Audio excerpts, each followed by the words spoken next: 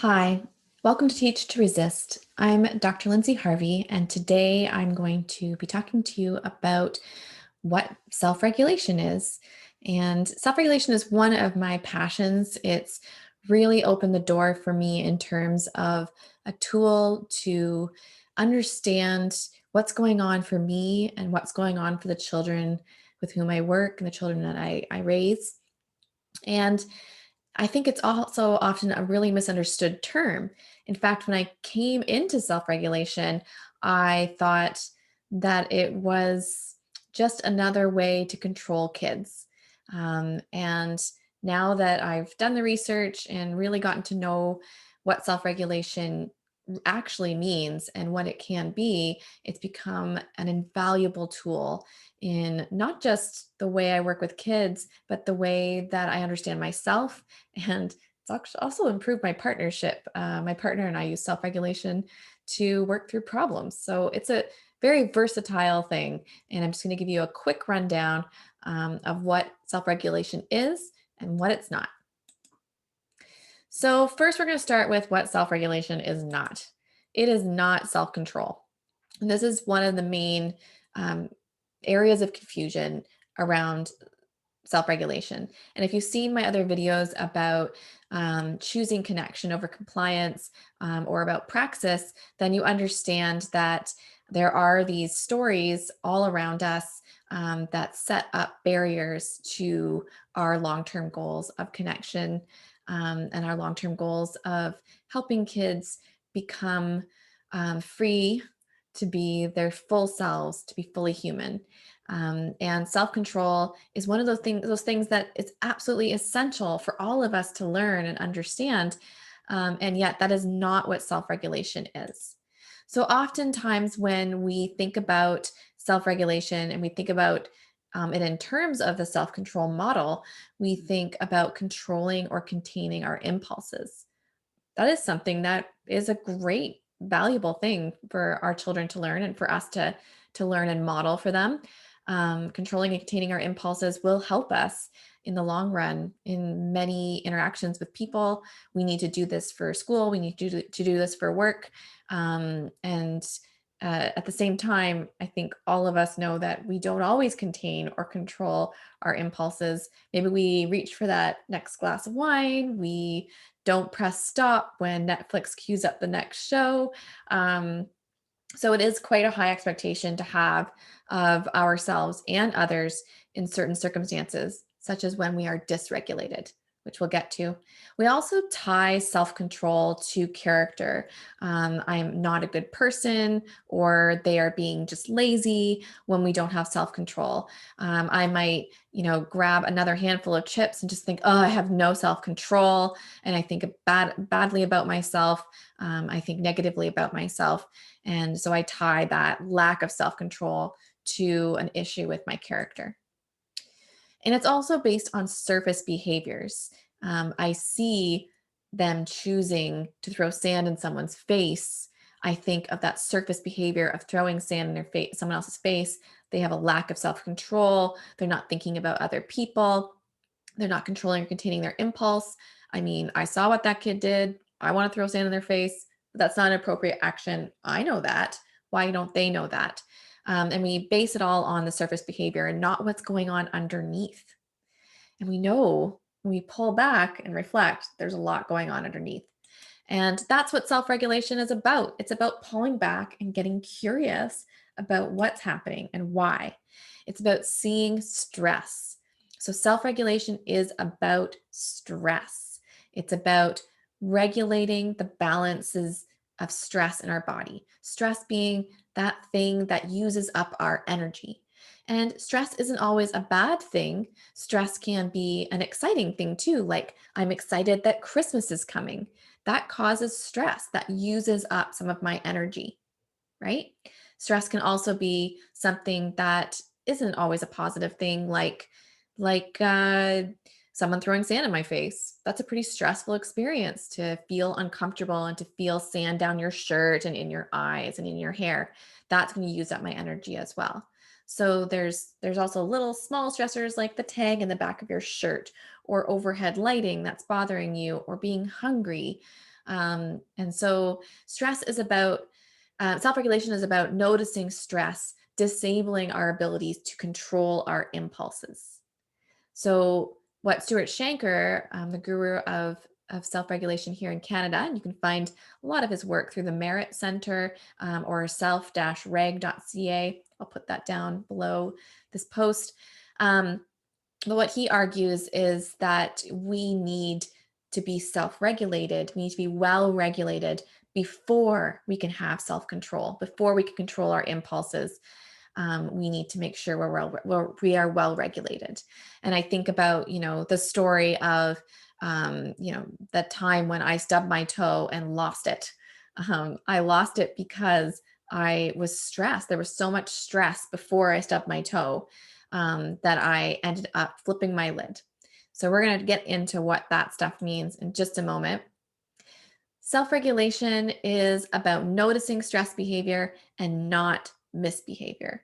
This is not to say that misbehavior doesn't occur. It is inappropriate when I am stressed out to throw sand in someone else's face. That is a misbehavior. But if we pull back and we look at the stress behind it, we can address that stress, look at that stress behavior that led up to that moment. We can look at the sand being thrown in someone's face as a stress behavior and also address it as stress. And later, when the stress has subsided, address the misbehavior. So there is this need within a self control model to address surface behaviors as misbehaviors and not see the stress. In a self regulation model, we are looking at stress first and in a primary way. And finally, stress self-regulation is based on noticing unmet needs, skill deficits, and disconnection, which again really just ties in well to this idea of resistance.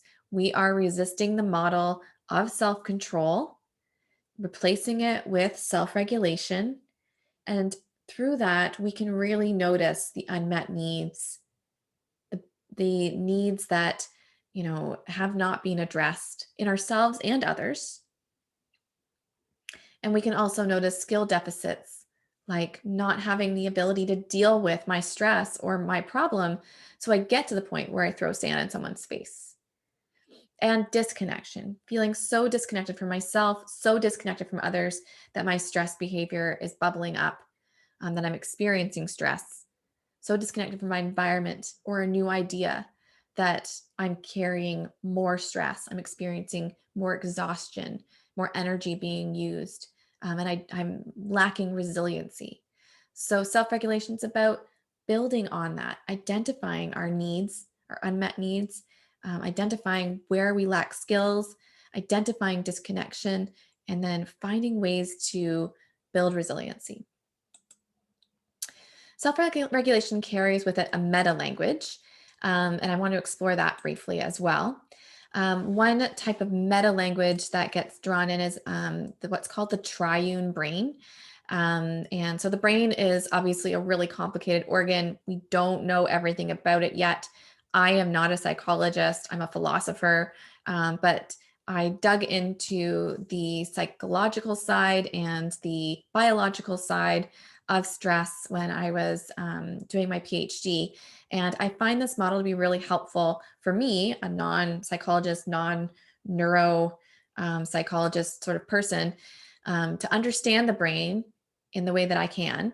And it's so helpful to talk about the brain with kids. You can also make a puppet of this brain. I have one just behind me. It's my puppet. I went and got a couple mittens from the dollar store and I put a red mitten inside of a blue mitten, got some brown felt around the bottom there. This is a well-loved puppet of the brain. But basically, you're just imagining this puppet inside your head like so. And the reptilian brain is the brain stem, which you're probably pretty familiar with. That's the part that's uh, focused on your bodily functions, your breathing rate, your heart rate, your body temperature, all that sort of stuff.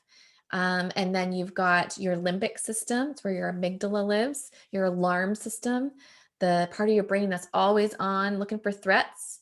And then you've got your neocortex, the newest part of your brain, where all the good stuff happens, like you're being able to play or make jokes or read or write or plan ahead or make a decision, communicate. All of those things are happening in your neocortex, your memories, all of that sort of stuff. And all three parts of these brain are working together all the time, except when you detect a threat. So if you watch the video, also below, Dan Siegel's handy model of the brain, this is his idea, and it's used by Stuart Shanker. It's used by many people to express how self-regulation works. So essentially, the more dysregulated I become, the more stressors I encounter, the more challenging it becomes to keep my neocortex online and working with the other parts of the brain. But if I am dysregulated, or if I come across a major threat, whether it's a minor threat or a major threat, your threat brain doesn't really know. And so, much like a car alarm being triggered by the lightest touch, if I am, if I have a lot of stressors compiling onto each other, I might flip my lid. So this is when my neocortex goes essentially offline, and I experience symptoms from my limbic system that get me prepared to engage in fight, flight, freeze, or faint behaviors. So I might feel a sense of flushing in my face, redness, heat. I might feel my muscles tense. I might feel like I can't communicate or find my words very well, because that part of my brain that usually communicates is offline. And I will have behaviors such as a need to fight about something, to run away or get away from a problem, to freeze, or to faint. And all of these expressions are an effort to find safety. And these are natural ways to deal with a threat.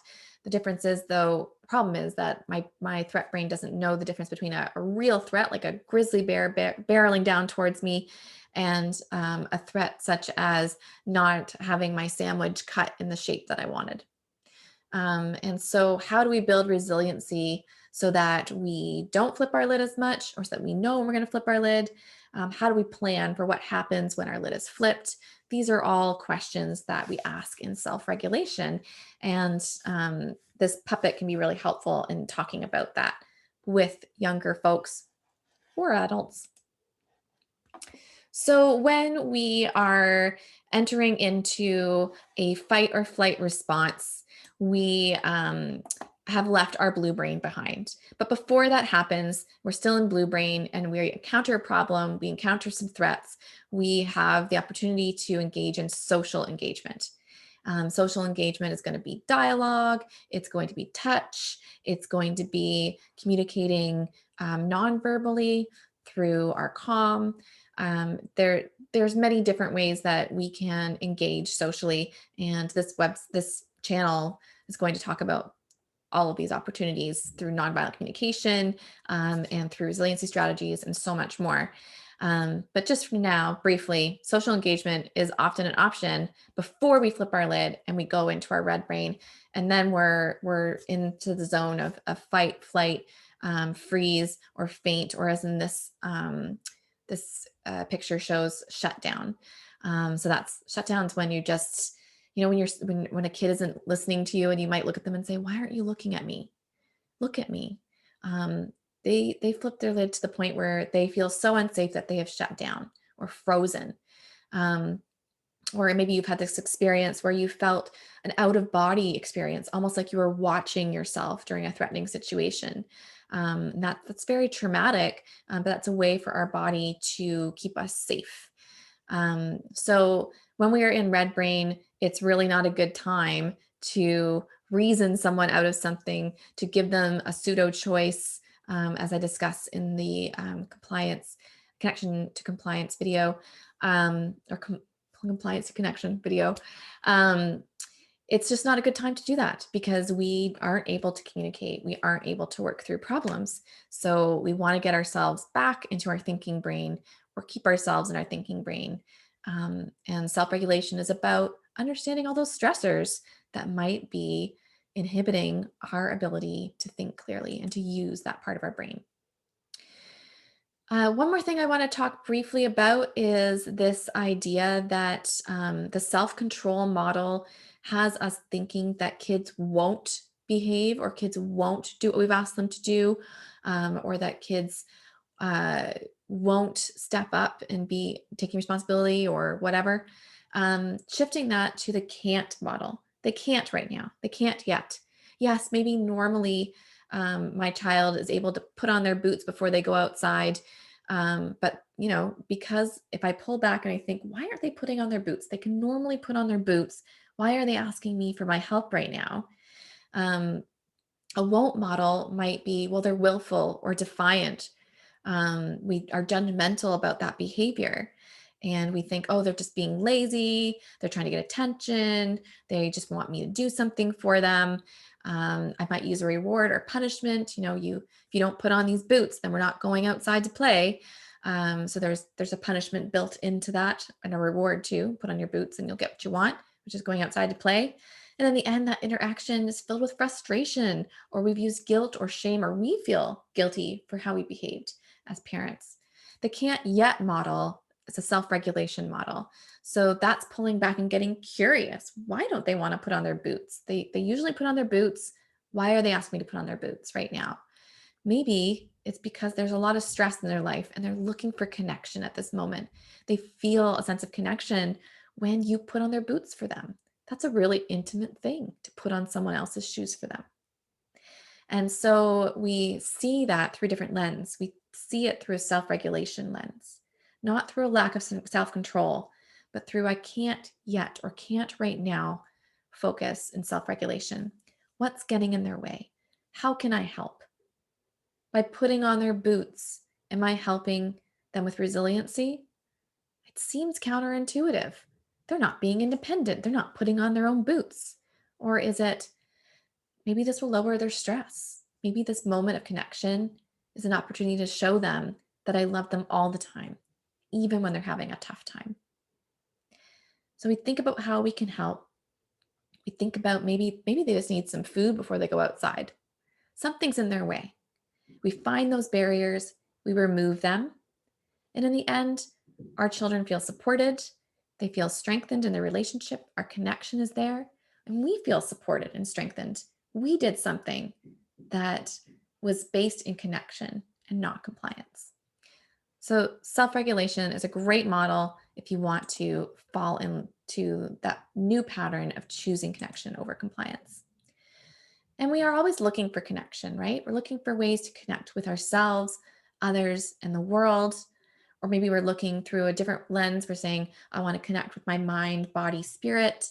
And when we notice disconnection within ourselves or within others, within the world, or our connection to the world is has a problem of some sort, that is an opportunity for us to assess our stress.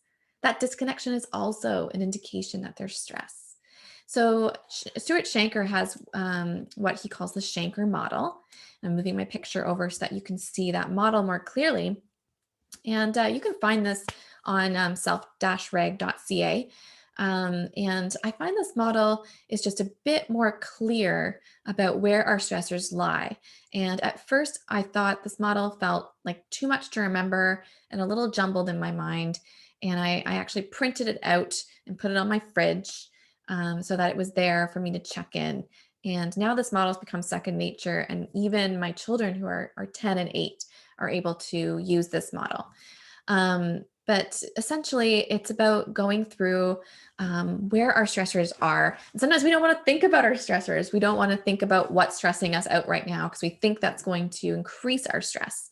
But the reality is, when we can see our stressors, we can solve some of them. And just knowing them, knowing that we have those stressors, that helps us understand why we are at where we're at. How close am I to flipping my lid? What do I need right now? Are there some resiliency strategies that I can use?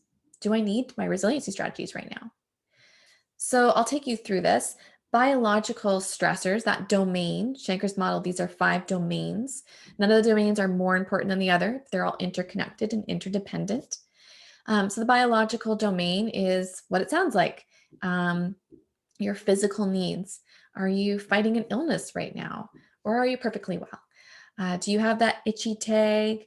Are you encountering some smells that you don't really like right now? Is it too strong for you?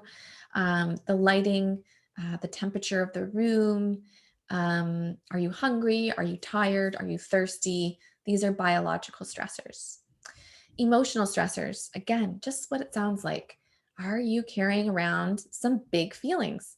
Now, feelings aren't negative or positive. Maybe you've got a lot of excitement about an event, or maybe you are worried about an event, or maybe it's something small like you feel like you're missing somebody, you're not really sure what it is. Not being able to identify those feelings can cause us stress, or just not facing those feelings can cause us stress. So, just taking a moment to think about those emotions.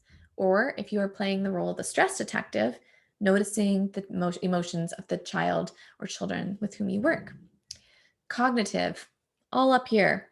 Am I trying to learn something new? Am I trying to remember something that's difficult to remember? Am I trying to do something that uses cognitive skills that I'm finding really challenging? Um, these cognitive stressors are really great for us in a lot of cases. Learning long division is a great exercise for my brain. Trying to remember the words of a poem, it's a great exercise for my brain. These are not negative stressors. But if I'm doing all of these things and the temperature in the room isn't right, and I've got an itchy tag and I'm missing my mom, this is going to use up my energy. Social, the social domain. This is one that's particularly challenging these days during a pandemic. Am I getting enough social interaction? Maybe I'm introverted and I need more time on my own to recuperate. Or perhaps you just had a lot of social interaction, like a big party or a big event, and you're drained socially. So just thinking about all the challenges that happen within the social, meeting new people, navigating a new group or team. And then the pro social domain, and this is tied to our values and our ethics and our morals. Am I encountering an issue that weighs on me morally or ethically? Did I recently lose a pet? Or am I thinking about something more global like climate change or world hunger? These stressors can weigh on us as well. So those are your domains, and you can acknowledge those domains and figure out that you need water, you need to take off a sweater, you need to call your mom, you need to not listen to the news anymore today. These kinds of things can help us to manage our stress and become more resilient. And the fact is, when we do our stress inventory, we might notice that we have multiple stressors, and multiple stressors have an effect on each other. They compile and compile and compile. They, in the brain model, compile and compile and compile to the point where our threat brain is getting a lot of signals that there are threats out there. And if I have all of these stressors compiling, and then something remotely silly happens, like I trip over the curb on my way to the car. Just something simple like that, with all of those stressors compiling, can lead me to flipping my lid. So that's just a brief rundown of self-regulation. I have a longer video that takes you through a self-regulation workshop that you can check that out. Thanks so much for listening. Again, this is Teach to Resist, and I'm Dr. Lyndze Harvey. If you have any questions or comments, you can put them down below. Please don't forget to like and subscribe.